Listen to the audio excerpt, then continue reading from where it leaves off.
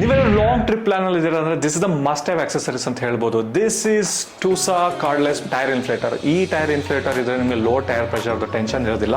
So ಈ tyre inflator ಬಂದ್ಬಿಟ್ಟು ತುಂಬಾ ಸ್ಮಾಲ್ ಅಂಡ್ ಕಾಂಪ್ಯಾಕ್ಟ್ ಸೈಜ್ ಆಗಿರೋದ್ರಿಂದ ಅದನ್ನ ಕ್ಯಾರಿ ಮಾಡೋದಕ್ಕೂ ತುಂಬಾ ಈಸಿ ಆಗುತ್ತೆ. ಸೊ ಇದರಲ್ಲಿ ನಿಮಗೆ ಬಂದ್ಬಿಟ್ಟು ಒಂದು ಟೈಪ್ ಸಿ ಪೋರ್ಟ್, ಒಂದು ಫುಲ್ ಸೈಜ್ USB ಪೋರ್ಟ್ ಜೊತೆಗೆ LED ಫ್ಲಾಶ್ ಕೂಡ ಇದೆ. ಇದನ್ನು ನೀವು ಹಜಾರ್ಡ್ ಲೈಟಿಂಗ್ ಆಗೂ ಯೂಸ್ ಮಾಡ್ಕೋಬಹುದು.